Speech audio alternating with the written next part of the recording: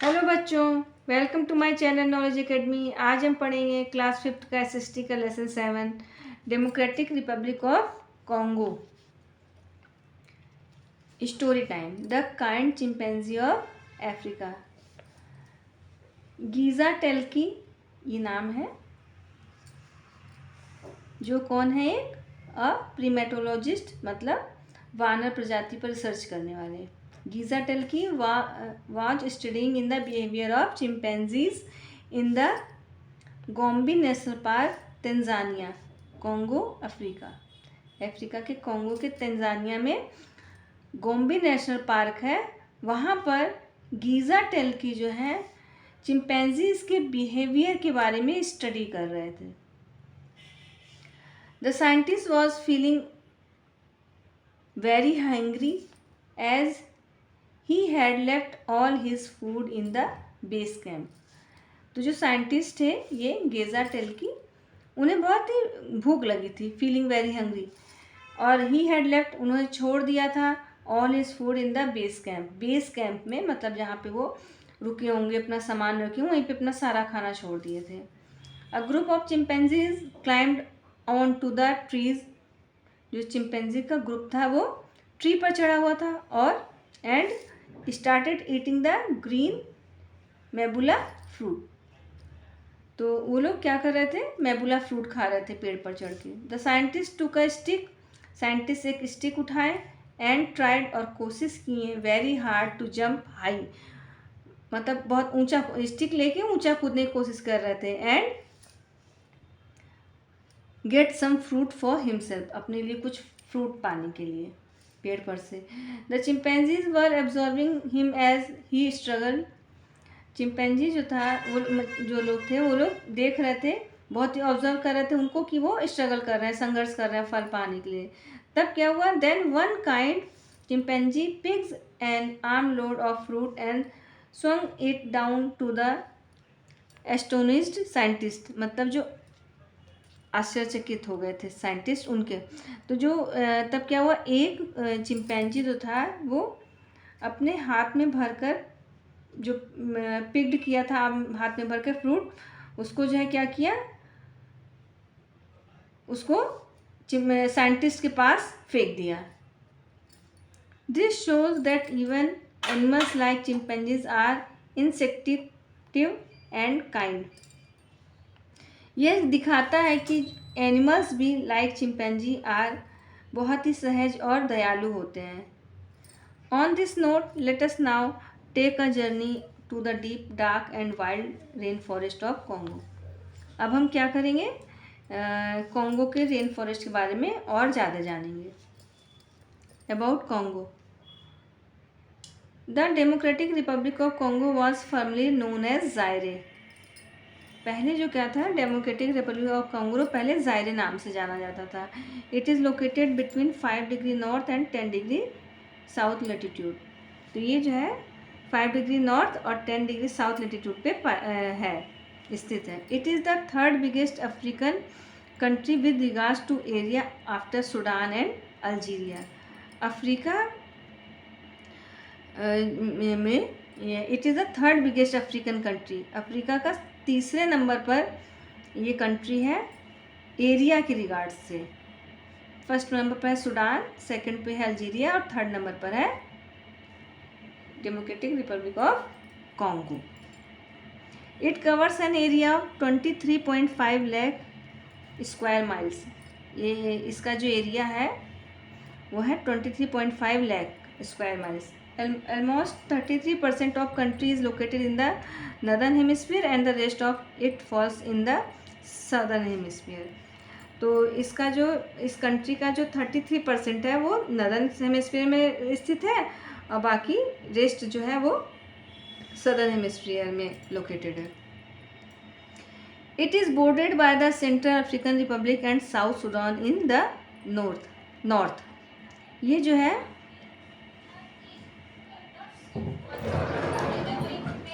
Central African Republic और south Sudan जो है वो नॉर्थ में है,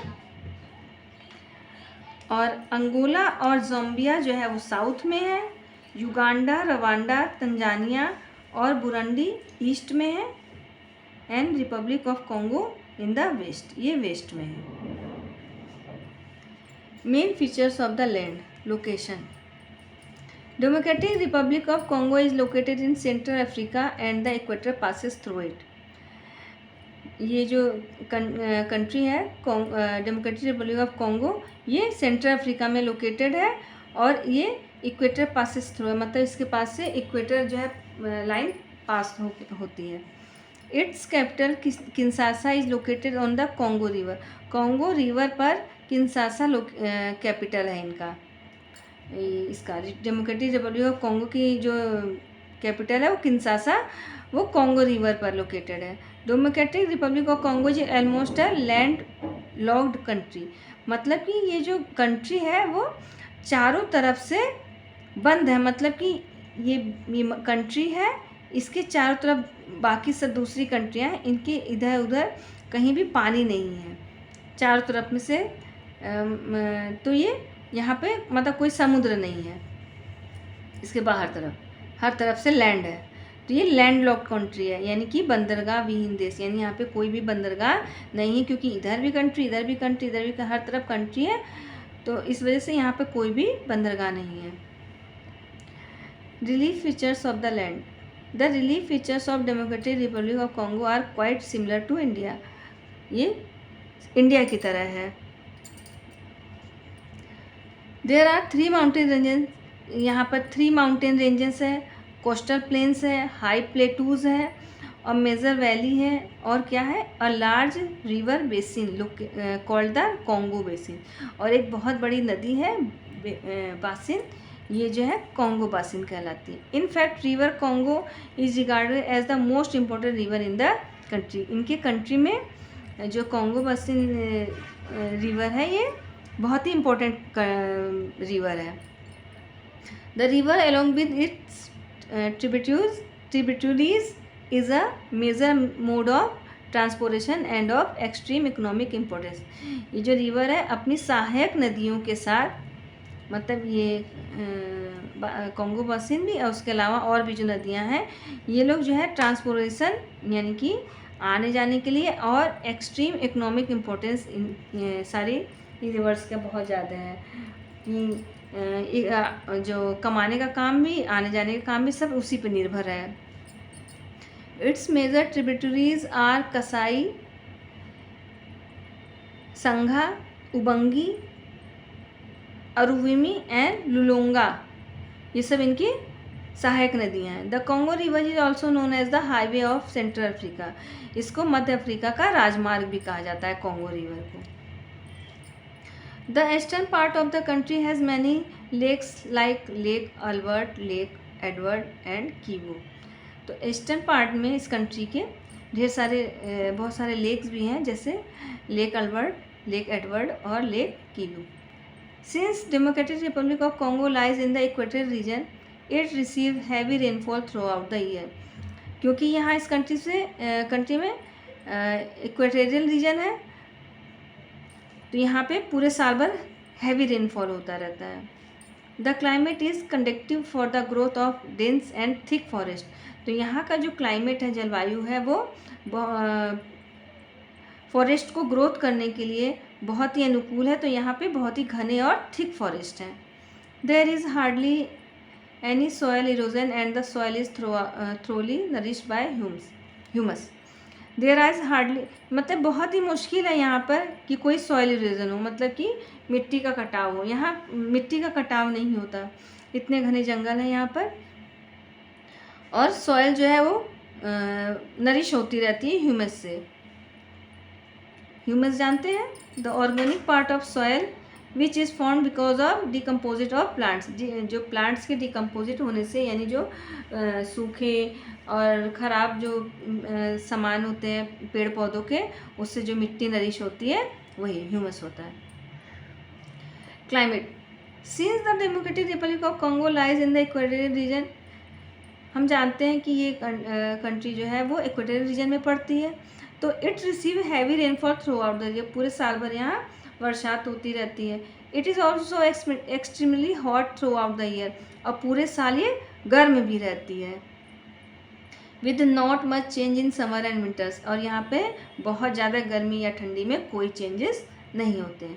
here the days and nights are of equal length, यहाँ पे रात और दिन की लंबाई बराबर होती है, यानी 12 घंटे का दिन और 12 घंटे का रात।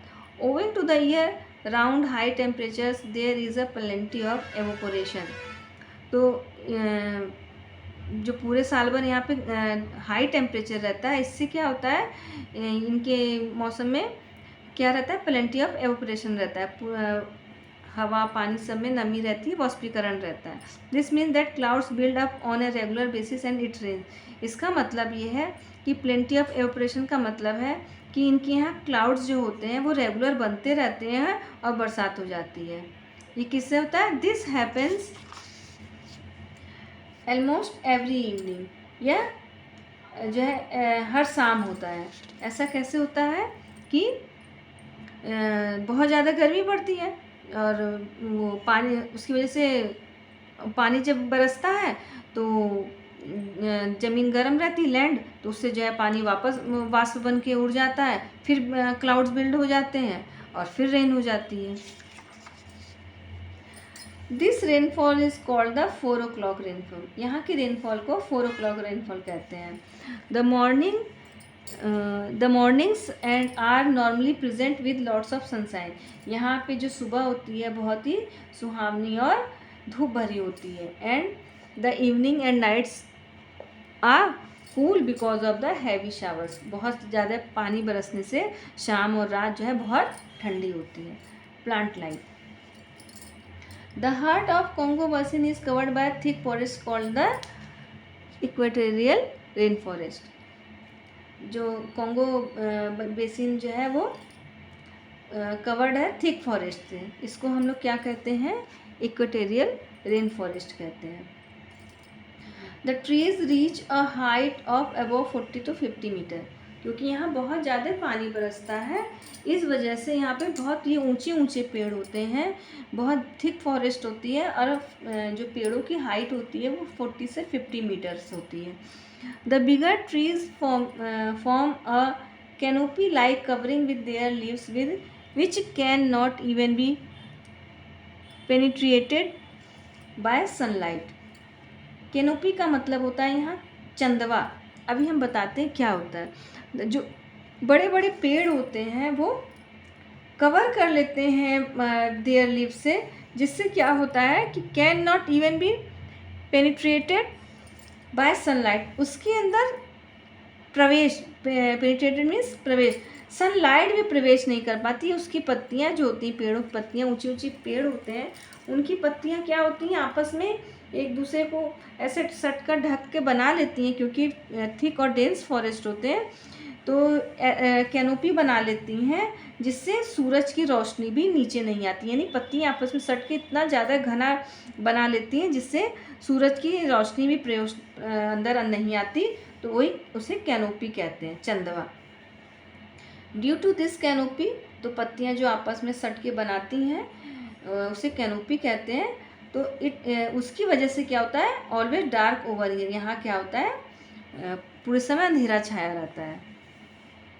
Trees like eucalyptus, mahogany, ebony and iroko provide timber, वहाँ पे जो ट्रीज़ हैं यूकेलिप्टस, महागोनी, इबोनी और इरोको, वो लकड़ियाँ प्रदान करती हैं। और rubber and palm trees grow in abundance, मतलब बहुत ही प्रचुर मात्रा में, बहुत ही अधिक मात्रा में रबर और पाम ट्रीज भी वहाँ पे उगते हैं। मैनी मेडिसिनल प्लांट्स, यानी कि जो दवाइयों में काम आते हैं वाले plants, grow here like cinchona, the source of quinine, a medicine used in curing malaria. Malaria में जो दवा काम आती है कुनैन, उसका भी पेड़ है यहाँ पर, cinchona. Many types of edible vegetables, खाने वाले वेजिटेबल्स, और mushroom also grow in the wild, इस जंगल में मशरूम भी उगते हैं, खाने वाले वेजिटेबल्स भी उगते हैं, दवाई मेडिसिनल प्लांट्स भी उगते हैं और लकड़ी देने वाले भी उगते हैं। In the humid equatorial region, हवा में जल वाष्प जो रहता है यहाँ के इक्वेटोरियल रीजन की क्षेत्र में, तो क्या होता है, कसावा, ट्यूबरकन रूट, यानी कंद जड़, यानी कि जो मिट्टी के अंदर उगते हैं। Cassava, rice, peanuts, ground nuts, corn, oil palms and fruit trees are found in abundance. बहुत ही मात्रा में ये सब भी यहाँ पाए जाते हैं। The rain forest here are the second largest in the world and also one of the thickest. यानी कि यहाँ पे जो रेन फॉरेस्ट होती है,